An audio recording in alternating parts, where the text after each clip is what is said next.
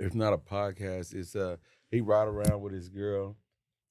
He's a 45-year-old male, and she just turned like 23 or something like that. Mm-hmm. So what it's doing is it's like always old old man, like the new generation versus it's just showing how a relationship, like how the difference in music, and so that peasy, if we locked in, Yeah. ain't no switching up. So the girl is like, oh, this peasy, and it's actually the real song, like Actually, yeah. So it's like a funny thing they got going on. But saying that to say, he's always tagging the artists whose songs he Yep. picked, and now they're starting to repost them. Yeah. Like he's picking up a lot of. I'll show you, Because that's all you need is one of those to go. Yeah, and like, now it's just starting to happen, and he's popping up on the Explore page all the time. So we'll start with Vegas Elite. So first year, obviously on the EYBL circuit, went to 2 stops. How did you think that journey, like pre-Peach Jam? How did you feel about those 2 stops? Those 2 stops, they was good. We went 2-1 in the first one, and then 5-0 in Memphis, which was what we needed to qualify for Peach. So I feel like those 2 stops was good experiences. When you guys started, did you think, like, was Peach Jam? I mean, everybody's like, yeah, we're gonna make it, but was it really? Were you like, oh, we can go? Yeah, our first what was it? The camp we had when we brought our out of town guys. Said had told us that we was one of the teams that was gonna qualify for it, and we believed in, so we just bought in. Then you get to Peach Jam. Walk me through it. Getting to Peach Jam, it was a good environment, crazy environment, good experience.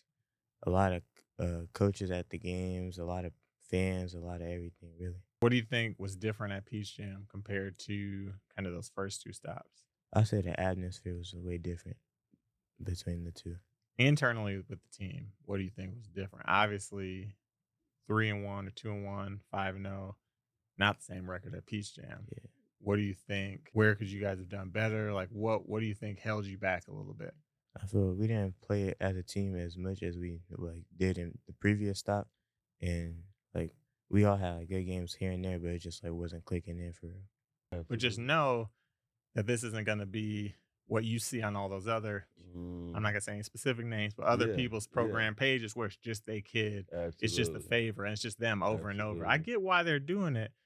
But again, even if that's my goal, I still don't think that's the right answer. Yeah. Because the people that already follow your page, if you just keep posting the same kid, you already got those followers. I'm trying to get, that's why we're going to start doing soccer, volleyball. I'm trying to get as many eyes as possible. So again, when senior year comes, like right now, if I just did Joe videos every day, you'd keep the same however many followers you have. You're not going to get new people in. I'm trying to get baseball, like everybody. So now senior year, it's not just 2,000 people seeing you, it's 20,000 people. Like that's just that little more chance your name's gonna get out there compared to just send it to mom every week. Like so it's trying to also do that. So I had to let Dante know that same thing. Because I think people see you in the gym and see Dante and they don't put the 2 together. Yeah. You know what I'm saying? So I think you're doing a good job of keeping the brand at also marketing him, in your own special way. I also tell him that on tournaments and stuff too. Like one, as a kid, I had a single mom. We didn't have money to do anything, but I got lucky enough to get on a travel team that was like sponsored and paid for trips and stuff. And I'd see the parents that could go and do all that stuff. And they be babying their kids and they'll fly with them and they're taking them out to meals. When we go to trips, like even on EYBL, I'll see Dante at the games. I'm going. Like you riding with the team, everything they do. Like it's no special, hey, pick me up. Oh, we need to go to Walmart to get snacks. Right. You doing whatever everybody else is doing. Even like after tournament, some parents will take the kids and take them back. If the team's going back on the bus, you going back on the bus, I'll see you at school. So I try to keep that too, because I don't like that special treatment. Yeah, I agree. You get to do like you got to do what everybody else is doing. I agree. So, but I let him know that it's I'm sure it's hard as a kid because like he's like, where's my highlight? And so I do try to, sometimes I be going too far and I'd be like, oh yeah, let me make one of him too. Because I just don't want to give that impression that, again, when I look at other people's pages, I see it's all that. So sometimes I got to rremind myself, okay, you can make up something. Yeah. The community's different here, sports community. Yeah, it is. I mean, not in a good way. But again, this is what's lacking. You see what I'm saying? So like things we're doing to build up right now will help the sports world. Like no sport is savvy in the city of Las Vegas. It's a Right. gambling city. Yeah. So, we never been just polished with sports. Like Right. no, I remember going to Oklahoma and you get off the airplane and it's a college town. Yeah. Like they take sports serious, So, here is completely different. You got professional sports teams that you can't bet on them because they're from here, so it's never like, even for us, like I'm born and raised here. So coming up, you don't just have a favorite team because Right. we're able to pick out the cream of the crop. Like, well, hey, I'll go with the Lakers. Oh, you going with Seattle? Because we didn't have that here. So when the Raiders came, it was just easy to be like, shit, I'm a Raider. Now you Yeah. got some Las Vegas guys that feel like it's not homegrown. So they per se take the Aces over the Raiders, Yeah. which I understand. But for me, hey, it's for the city. Like, let's do it. I think that's even how the Vegas Elite thing came about Right. with him. If it's for the city, and how can we get him more publicity or more looks? And Right. they held the key to the situation, what was going on, and again, it's been a great ride for us so far. So And that's part of our other goals for the platform. Again, we only cover Las Vegas. So when yeah, it's true. tournaments at Gorman, like the ones that just happened, SFG's there, and Bronny's playing with Carmelo Anthony's son, etc. Y'all don't pick that I'm up. not Yep. filming those games. Yep. Like it's gonna be big names. There's big names at Peach Jam. People like, oh, you going to the Cooper Flag game? Nah, Nope, Vegas. Vegas. And so that's kind of our pitch is we cover Vegas teams, Vegas kids, Vegas events, and we're gonna keep it there and just try to build internally. And I'm from the Midwest, I'm from Milwaukee, Wisconsin. Even sports back there are different. Like for our basketball games, and we won 2 state championships, junior and senior year. But to come to a varsity game, you had to come to the freshman game just to get a seat. Like it was the first year I started covering stuff, and it was the Liberty Durango game to make it to state. Whoever won, it's the year Liberty won. Whoever won made it to state. It wasn't even a sold out game. I'm like, man, you couldn't. Our worst game of the season, it was sold out, and again, you had to come so early to get there. And I'm like, man, this state championship level game to if your team loses, you out. Like the student section wasn't full, so it's just like the sports environment here. I feel like is just a little different and just needs like the community just isn't all together. And again, we didn't have professional sports teams for so long. It's just now starting to get there. So I'm like, part of the goal here is to help build that community instead of everybody just being in their little bubble and segmented off, to try to build more of a community that supports like basketball, football, like whatever it is. Agreed. I think that'll help, because again, right now it's weird. Yeah. And again, like I get it when everybody's out for themselves, but it's saying, I never say it right, but it's like a rising tide rises all ships. Like if we're all doing better, if there's more opportunities for big tournaments to come here, for training centers, for facilities, like everybody's going to do good. Again, college offers, like there's lots of college offers out there. We don't got to hoard them all for one. Like it's enough for everybody. It's enough for everybody. The assistant coach for UNLV 2 years ago, Coach Carlin, I used to talk to him and his wife all the time. One of the things they used to always say is everybody can eat. Like there's enough for everybody, that we don't got like Dante's only one kid. He can only accept one college offer. So us trying you trying to hoard them all and this and not give other kids opportunities. Like one, the best player should get it. Like whether that's us or somebody else. So like don't try to like chop other kids off at the knees. Like let everybody get out there, get a chance, and whoever shows up, but so I just think there's some things that the Vegas community could do to continue to improve. And like come together. So I don't know much about, I know in soccer because I was just watching, it's a show called Ted Lasso. I'm learning terms called relegation. If I got that wrong, internet, I'm sorry.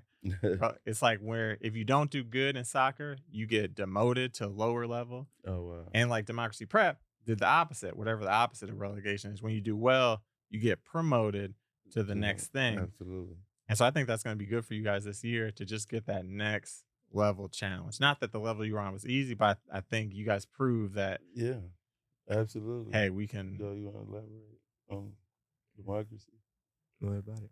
Well, I mean, I'm just saying from my standpoint, just watching the school, like democracy has never been a school that kids want to go to. Right. Right. Like I'm born and bred from West Las Vegas, which is where the school stands. But I think once we started to bring the more sports culture there, you had our boys winning the 2A state title, the Girls girls. winning. Now, what a lot of people don't know is, well, I'm sure the basketball community locally knows, but Coach Juju and I, we started to see him Bulls together. Once he decided to do his own thing, he picked up the girls, which he took Kiani, who was also in the program. She aged out to a certain age to where she's not going to play with boys for the rest of her life. Right. And Juju was able to capitalize off of that and create the mob, which it was like a rapid fire. Like we didn't expect the girl scene to look like that. Right. So I think Juju did an awesome job, getting with Aaron Thorns, which was, I think that's a perfect combination as well. Someone that knows the game from a woman standpoint that was in the professional ball player, and then just to reach out to these inner city kids and just providing opportunities and platforms for them.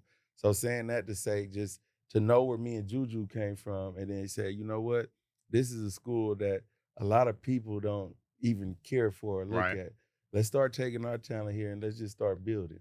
So to see him jump from 2A to 5A, that was a big leap. Now, do I think our boys can do it? I think so. We may struggle, but I'm all for, the competitive part of the sport. So however, even if we did struggle, at least they got those 2 to 3 more Oh, yeah, years yeah.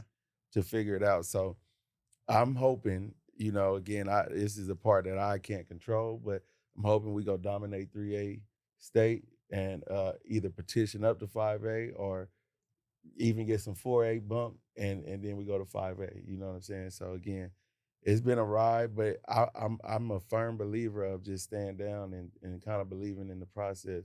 And a lot of people don't do that. I blame the LeBron Jameses and they're awesome players, but Right. they're able to get up and just go when they want to. And we come from an era of, no, I'm gonna stay with my team until we figure it out. We Yeah. may get a piece down the line. We may, things happen. So again, now I don't want you to sit there for 7, 8 years and get beat down, Right. but at the same time, hey, if it ain't broke, you don't need to fix it. So What's your experience been like with the mob? With, again, as you mentioned, like keeping players local. I think what I've seen in the basketball scene in Las Vegas, that's one of the biggest things is like keeping kids playing here. absolutely. With the mob again, I tell people all the time, like, reclassification is big on the boys' side. I mean, the girls is starting to peek at it just a little bit, but I always tell people what I love about what the mob did is it brought light to the girl players that said, you know what, I think I want to pick up a basketball and maybe play. It provided that type of platform. They did kind of shoot up faster than what the boys side did because Right. again, if you're an athletic woman, you don't have to be 6 foot in the Yeah. WNBA. You could be 5'5", 5'4", and go do the same thing you did at a club level in the pros or at a college level in the pros. So I think that's the difference. I'm not trying to make it a sexist thing, but at the same time, for these guys, like Joe mentioned earlier, you got to get bigger, stronger, faster. Like that's the game on the male side. So again, I think on each side we all need to prep. And now that we know what's out there, playing on circuits, being able to play in the EYBL circuit, the mob having the women's side of the EYBL, again, it's showing our kids locally, how you mentioned, what's really out there. The CM Bulls was a program like a mom and pops program to Right. where we playing at Doolittle, Tart, we playing the same type of groups to, let's take this show on the road. And now it's like the name is known in almost any gym in America, just being from off the West Coast. So again, I just really love what the girls are doing. They really showing like girls basketball can come to the forefront of things that's happening in the city right now. So what are your goals when you're looking at the two programs? Like what's the next step? Like where do you want to see them go from here? As far as democracy Yeah. or the Both. CM Bulls, Both. I mean, well, as far as democracy, again, school is different than AAU ball, Right. as we all know. What I do like, what the school structure provides is like that safe haven. And so the boys and the girls are still kind of connected with each other. When Yeah. we kind of split it down the middle, just as the club part, we didn't practice together. It started to become two different entities. Right. So at the same time, I think they both. It's the perfect balance almost.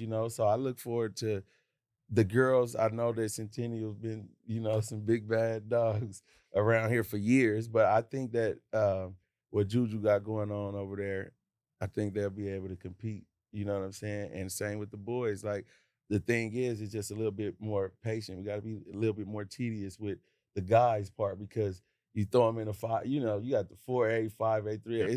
It's really levels when they Right. say it. So again, with us being such a young team on the boys side, again, just continuing to find pieces, continuing to build, and just as the club part, I think Aaron is checking all the boxes with Juju. And again, we don't go to high school. That's the reason for Joe and CJ and all those guys playing for Vegas Elite. Because again, to me, it's just a different demon, right? And like with Brian Sitter, what he's provided for me was to be able to say, Mook, look, you polish these kids up and I'm gonna put him on the platform.